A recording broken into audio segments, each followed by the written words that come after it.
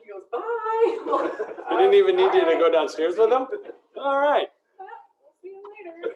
Okay, we are already recording, and we have got Mitch was waiting for me. I think he was in the waiting room. Mitch, were you in the waiting room waiting? Yes, All right. Was anyone else in there, Mitch? Julie's with me. Julie's with you, but not in the waiting room. All right. Good deal. Switch over to screen share here so we can see the handout that people live and in person. Okay, the Kamkes are coming on in. At least I think so. Okay, there we go. Good. Welcome in, Luann and Greg. We are joined live and in person by Heather and RJ Lyman, by Janice and Dave Miller, by Mike Frazier, by myself, and then you see who is here online there. Gotcha. So what we are scheming to do for Job today, and my wife Sarah is arriving.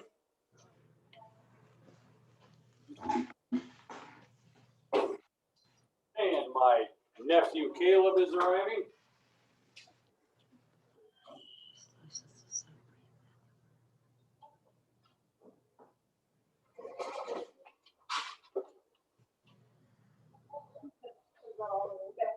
Oh, I can make more. Sure.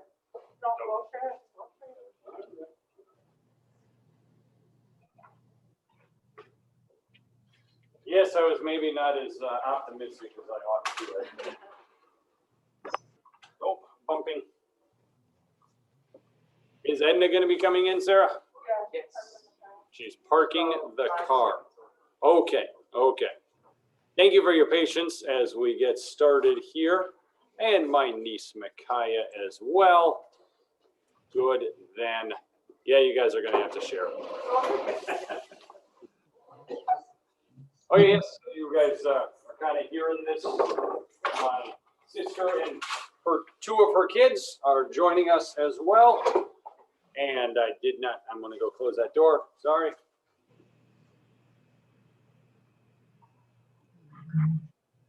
And her sister or older sister?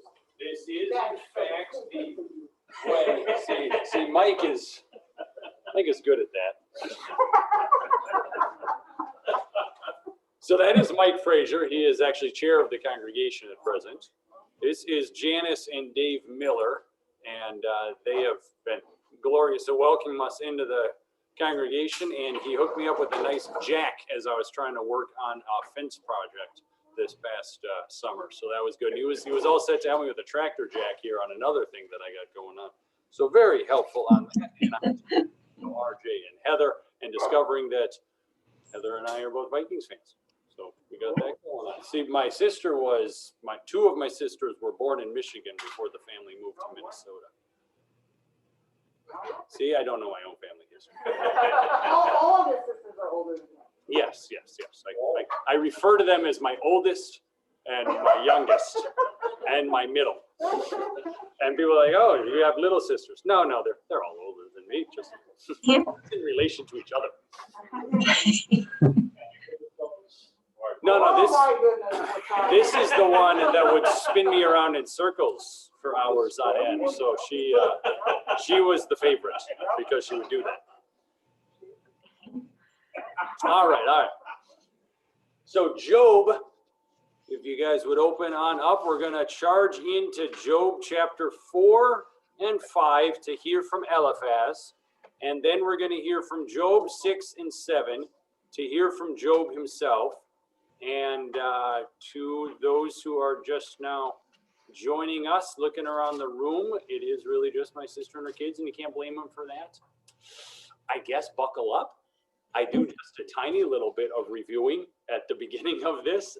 Otherwise, we are charging into the speeches that Job makes. All right, so again, Job chapter 4, and as we go into this, remember, well, we're going to get to 6, but you know. The 5 usual solutions. The speeches are about trying to make the best point about why suffering happens. And the 5 usual solutions that the friends are going to offer are in the first place, confession is good even if you don't know what you've done wrong. So you're suffering because you did something wrong, and it's good to acknowledge you did something wrong even if you don't know what that thing was. The second thing is that there is value in suffering to improve yourself.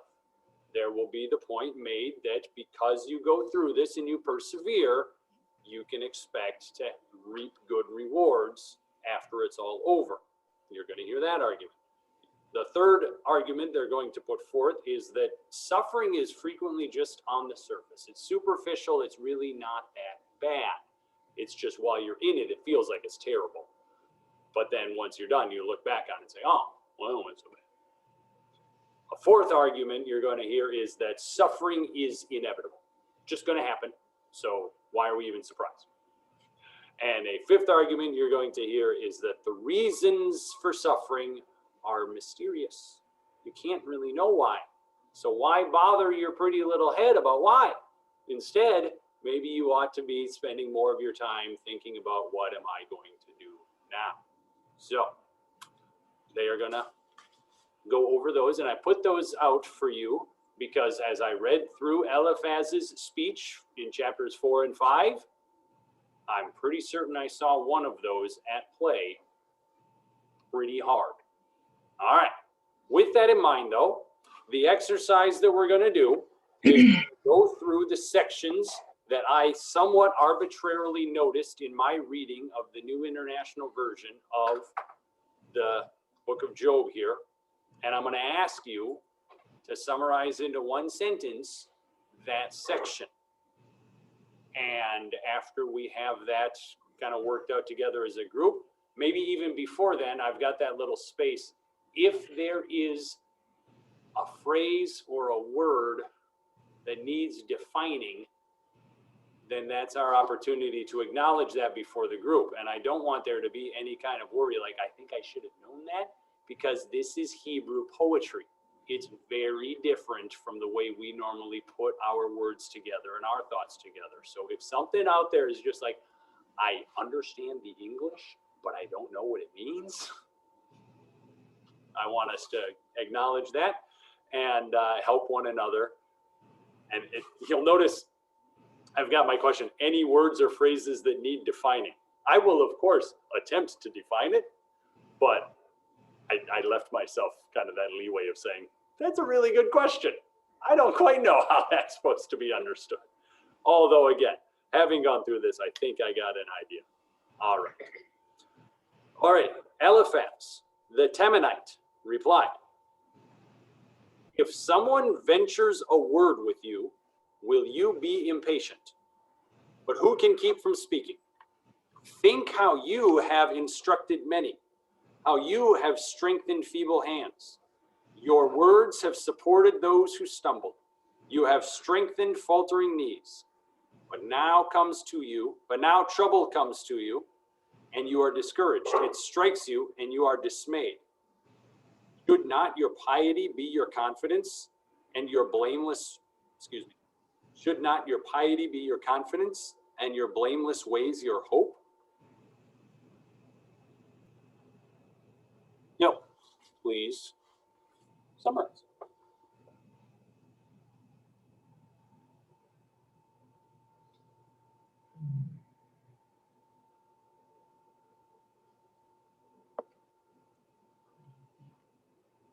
Don't be mad, I'm gonna talk to you anyway. You're a good person, and don't worry about it. Okay. I'm going to bring up some points, and I recognize you're a good guy. See how I summarized how she summarized that? Did that kind of go the direction you expected a summary to go? Anybody's got a kind of drastically different way of summarizing that?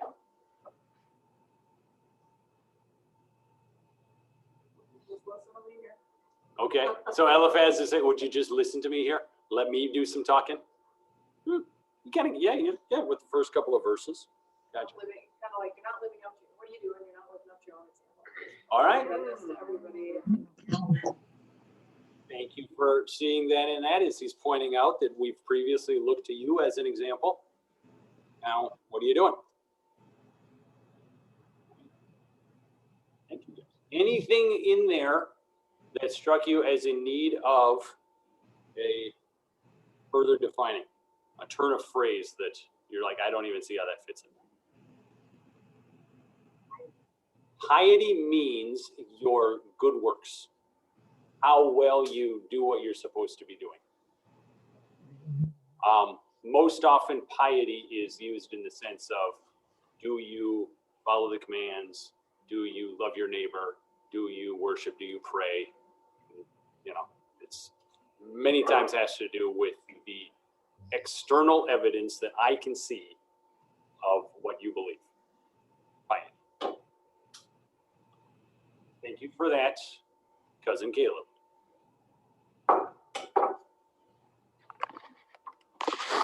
All right.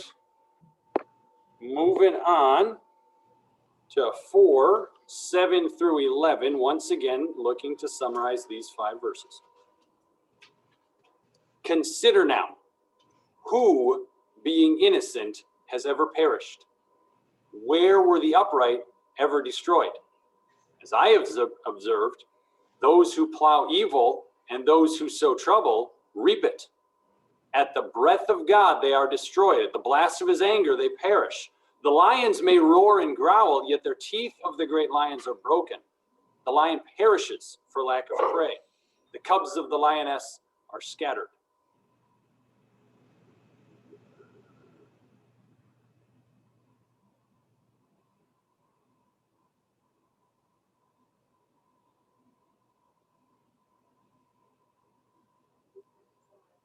Oh yeah, we're doing this exercise the whole way through.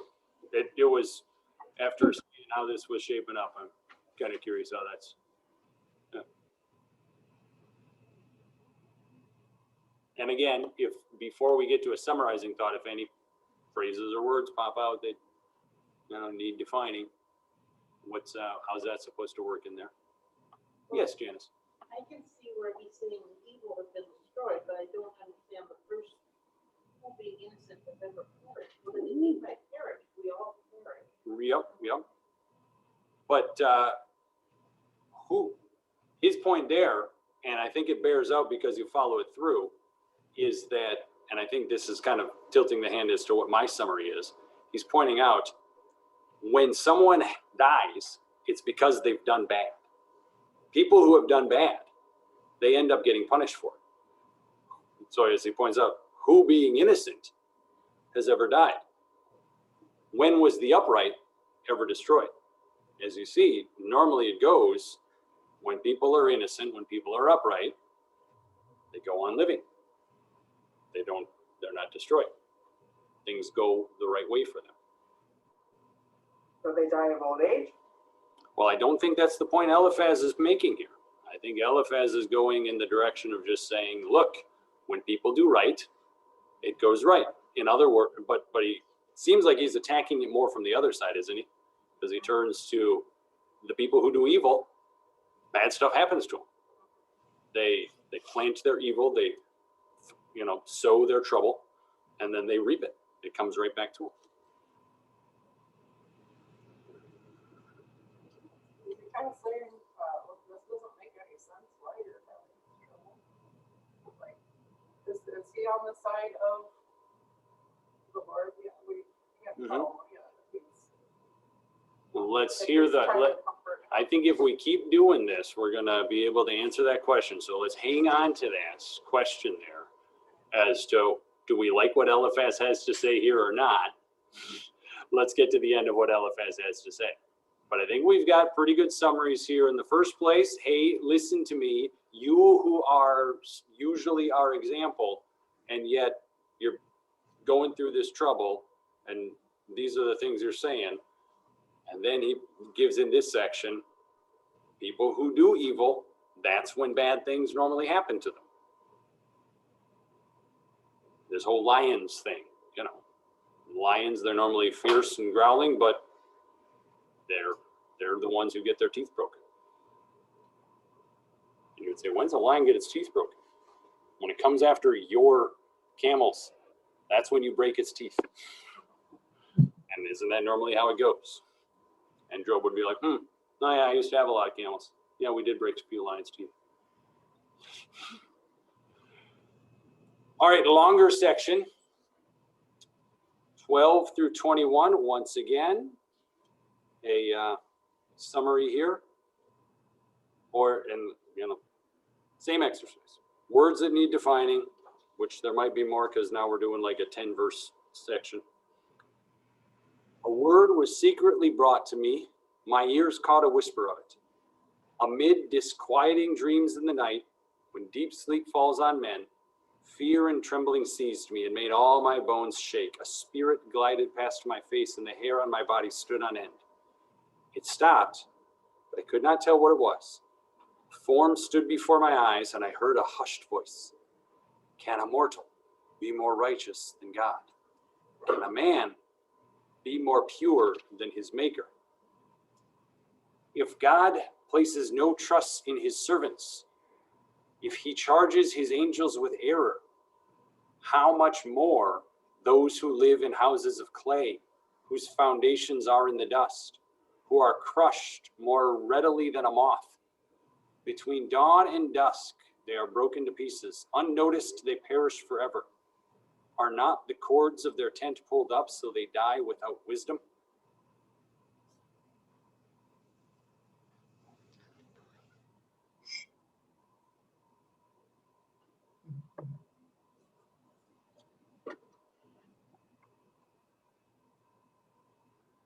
Any words or phrases in there?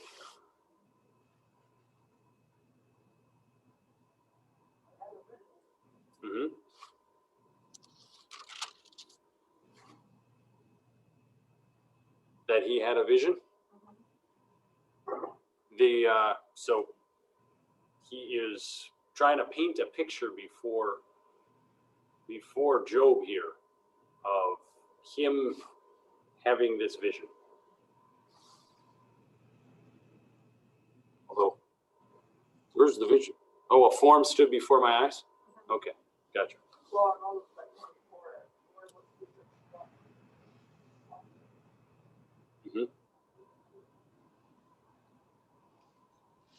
That all people are mortal and are not better than God.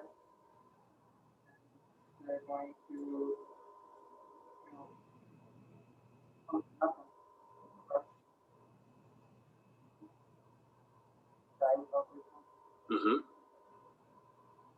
So we've got here as a summary there that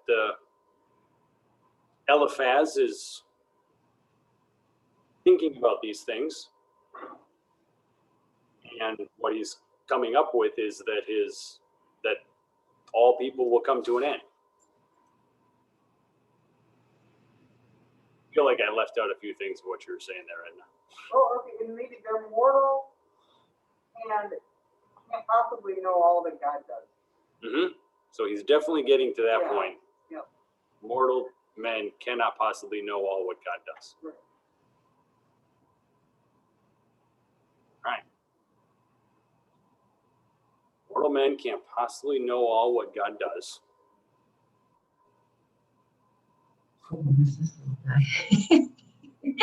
Oh. Sorry, Mitch is letting us see Roman. So. Oh. This is Micah.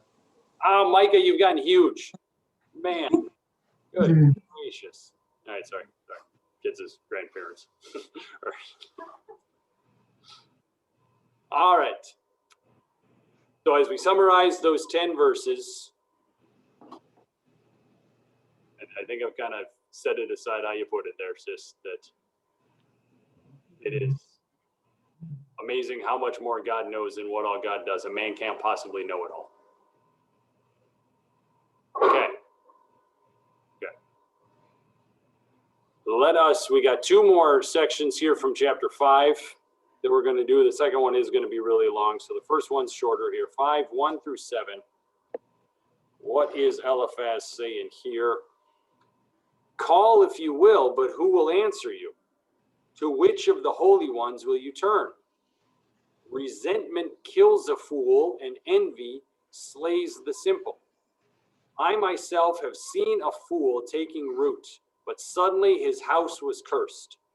His children are far from safety, crushed in court without a defender. The hungry consume his harvest, taking it even from among thorns, and the thirsty pant after his wealth. For hardship does not spring from the soil, nor does trouble sprout from the ground. Yet man is born to trouble, as surely as sparks fly upward.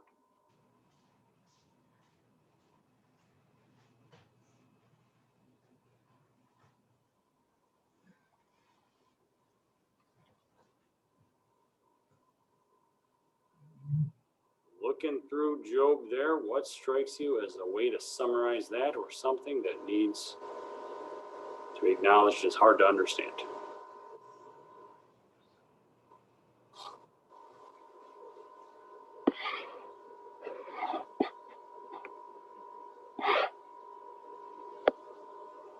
Sounds like the good person is being taken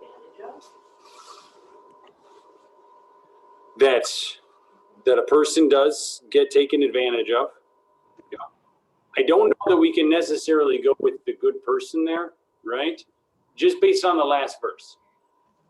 Just based on the last verse. But you definitely see that people get taken advantage of. So I think he's furthering on in this argument about the bad stuff happens to people who have done bad. Here's some bad stuff. You know, a fool has his house cursed in verse 3. His children are not safe. They are crushed in court with no defender. Doesn't say nothing. The hungry are consuming their harvest. Taking it, I mean, just everything, taking even what's among the thorns. The thirsty pant after his wealth. So people come and they take away what he has. And then you get to, this is verse 7 there, why I would think that this is not necessarily about a good man, because man is born to trouble. As surely as sparks fly up. You know. Sorry to get this, I'm just trying to get the sense here. When it says, call if you will, but who will answer you? Mm-hmm. Which will return, and then he says, hardship doesn't spoil, that's from the ground. So it's almost like, he's almost saying, what did you do? Mm-hmm. Because if bad people get cursed, he's like, what did you do? Because this doesn't just happen. You must have done something. So what did you do? There we go. As seems that he's definitely trying to lead him in that direction, because surely people do stuff that brings the trouble upon them. That's there's that last statement of, as surely as sparks fly upward. I guess that's the one that jumped out at me as saying, okay, that's a weird turn of phrase, but we kind of do the same. It's I can't think of one that's church appropriate right now, but you know, the statements that you say when you're kind of like, well, doesn't a something, see, it's not church appropriate. Can't think of an example of, but he's got a good church appropriate one here. As surely as sparks go up. That's what happens.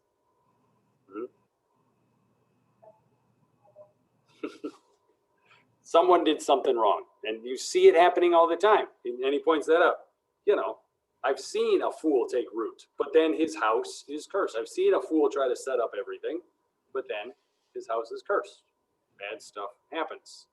The children far from safety and all that, and so forth. Okay.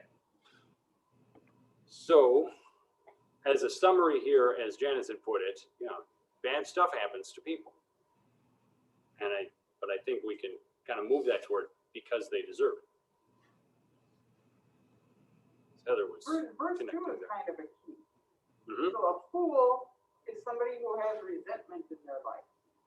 Ah, okay. So, oh yeah. Resentment kills a fool. So the fool, a person, just held on to resentment. I didn't get that. I didn't. And then the simple is slain by envy. So when you start harboring that stuff in your heart and living your life with resentment and with envy, it's all going to fall apart on you. Because he goes on to define the fool. Yeah, you're going down. You're being motivated by bad stuff. All right. Last section of Eliphaz here. Big longing though, big longing here. But if it were I would appeal to God. Yeah, I'm going to pause there just a moment. You'll notice this a few verses earlier, he had said, who are you going to call on? You know, who's going to answer you? To which of the holy ones are you going to call on? And now he turns and says, okay, but if it were I would appeal to God, and I would lay my cause before him. He performs wonders that cannot be fathomed, miracles that cannot be counted. He bestows rain on the earth. He sends water upon the countryside. The lowly he sets on high. Those who mourn are lifted to safety. He thwarts the plans of the crafty so that their hands achieve no success. He catches the wise in their craftiness, and the schemes of the wily are swept away. Darkness comes upon them in the daytime. At noon they grope as in the night. He saves the needy from the sword in their mouth. He saves them from the clutches of the powerful. So the poor have hope, and injustice shuts its mouth. Blessed is the man whom God corrects. So do not despise the discipline of the Almighty. For he wounds, but he also binds up. He injures, but his hands also heal. From 6 calamities he will rescue you. In 7 no harm will befall you. In famine he will ransom you from death, and in battle from the stroke of the sword. You will be protected from the lash of the tongue, and need not fear when destruction comes. You will laugh at destruction and famine, and need not fear the beasts of the earth. For you will have a covenant with the stones of the field, and the wild animals will be at peace with you.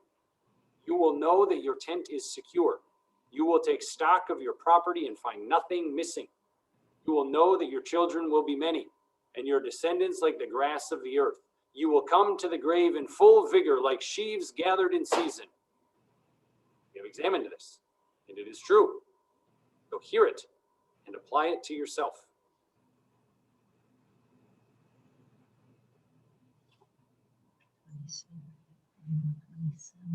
Please don't try to make your summary as long as Eliphaz's speech. But I like to think, having read it, you hear that he's really circling around the same idea. Say again, Caleb? God is great. God is great. God is going to help you. God is the one who restores what you've lost.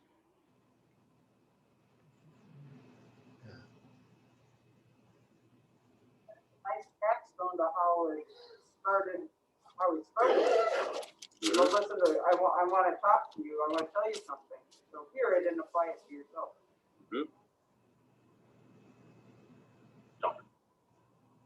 To remind again those of you who have gotten to hear this from the last couple of lessons, and to say it again in the hearing of my sister, the speeches here in Job are best to be understood as self-contained speeches. Just try to get a hold of what this speaker is trying to say.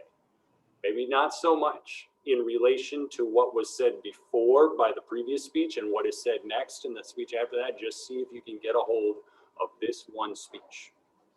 And so you see, this is kind of leading you in that direction because it is nicely tied up as, will you please listen to me? And then at the end, hear it, apply it to yourself. It's got a good bow tied around it. Anyone else get in a different direction as it comes to a summary than we got with God is good, and he is the one who, or God is great, and he is the one who will restore you? Might be. You might be saying, don't you believe that God is going to do this? No. I mean, he kind of asked him that. Who are you going to call on?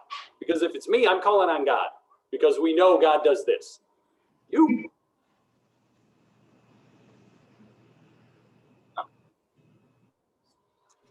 So to try to remember how you guys summarized Eliphaz's 2-chapter speech, because I'm seeing not many of you wrote it down. And I thought to myself, I did not type it down. I maybe should have typed it down. But if we attempt to summarize Eliphaz's speech, it's listen to me, even though you have done well in the past, now you don't seem to know what's going on. The bad things that happen normally happen to bad people. And every time I ponder this, I'm trying to come up with a summary for the third section here that we settled on there, that man is not more righteous than God. Or man cannot know all what God does. And then the first part of chapter 5, that once again, bad things happen to people who have done. The person is punished who has done wrong. So,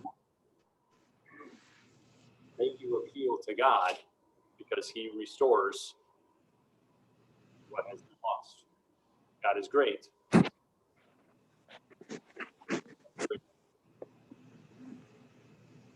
So is it fair to say that with the information we have from the first two chapters that these three guys are all wet and they don't know what they're talking about?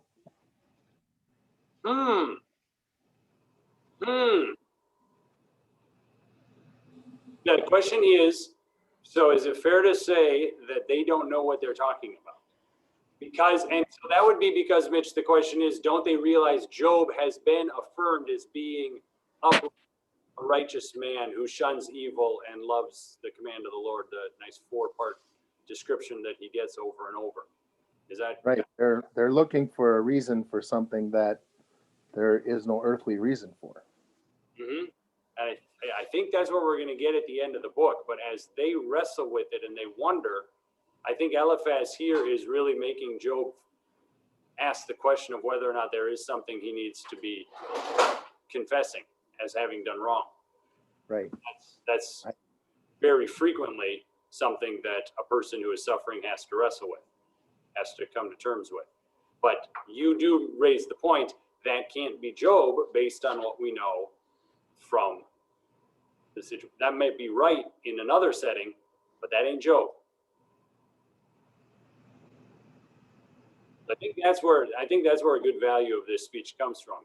No, this doesn't answer the question for Job, but it might answer the question for somebody else. Why is suffering happening?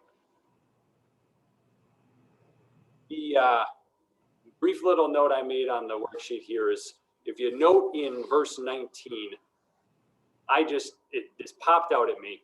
From 6 calamities he will rescue you, and in 7 no harm will befall you. Again, a weird way to talk because that's not how we Western English-speaking people talk, but that is how the Eastern Hebrew poets talked as they attempted to put a fullness of an idea together. This graded numerical saying. So next time you're hanging out with a bunch of people who are into nerdy language stuff, you're like, well, I don't quite see the graded numerical scaling here going on. And they'll be like, oh, hey, you know about that. But it's a feature in that Hebrew poetry where you identify you say 3 things like this and 4 things, 4 things like this and 5 things. And it's just a way in which the song comes together, the poem comes together to express the completeness of an idea. It jumped out at me because once again, it gives us that handle of how to understand Job as wisdom literature, because you see that graded numerical saying, which shows up in the Proverbs a number of times. Here it also shows up in Job. Oh, we need to be understanding Job the way we understand other parts of the wisdom literature. Like 7 is Yes, and we do get to that, and it's frequently, so I jotted that down on the note for you there. 7 is known throughout Scripture to be a symbol for divinity, for divine completion. So it's especially interesting there that, 7, this is a God thing. All right, all right. It says I have got 5 minutes left. What I'm going to do is let you guys off the hook from having to come up with summaries on your own for Job's argument, because, like I said, I come to you ready. So let me read for you, give you just a moment to ponder, and then I'll share with you my summary. I suppose I put the pressure of time on you, but if a word or phrase needs defining, that's time better spent. So, but did we get to where you were wondering, does Eliphaz, your question about Eliphaz, do we like Eliphaz's argument?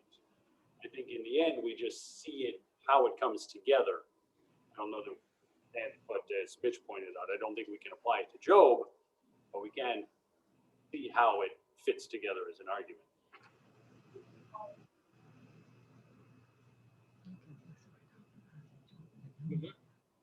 Right.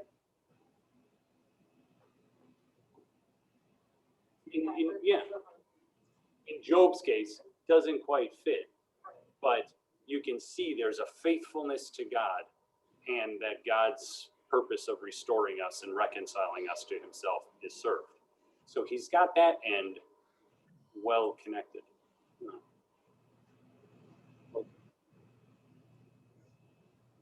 Then Job replied, if only my anguish could be weighed and all my misery be placed on the scales, it would surely outweigh the sand of the seas. No wonder my words have been impetuous. The arrows of the Almighty are in me, and my spirit drinks in their poison. God's terrors are marshaled against me. Does a wild donkey bray when it has grass, or an ox bellow when it has fodder? Is tasteless food eaten without salt, or is there flavor in the white of an egg? I refuse to touch it. Such food makes me ill. My summary for this is that no wonder I'm complaining, guys. This sucks really bad. And that bit about the food at the end, just kind of acknowledging that there's some food you just really don't like. Would you eat that kind of terrible food? I know I don't want that. So similarly to, you don't hear an ox complaining when it's got all the food it ever wants. I'm complaining because it's so terrible. Oh, that I might have my request, that God would grant what I hope for, that God would be willing to crush me, to let loose his hand and cut me off. Then I would still have this consolation, my joy in unrelenting pain, that I had not denied the words of the Holy One. What strength do I have that I should hope? What prospects that I should be patient? Do I have the strength of stone? Is my flesh bronze? Do I have any power to help myself now that success has been driven from me? My summary here is that I can't take much more of this.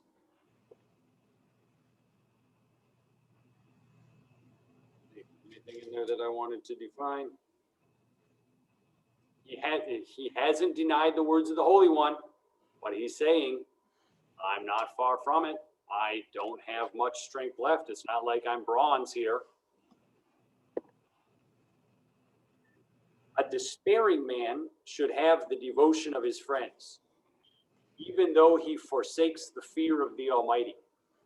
But my brothers are as undependable as intermittent streams, as the streams that overflow when darkened by thawing ice and swollen with melting snow, but that cease to flow in the dry season, and in the heat vanish from their channels.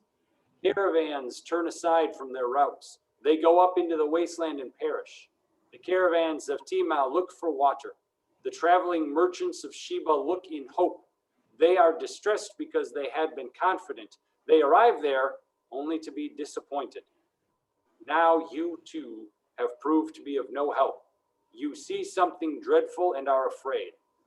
Have I ever said, give something on my behalf, pay a ransom for me from your wealth, deliver me from the hand of the enemy, ransom me from the clutches of the ruthless?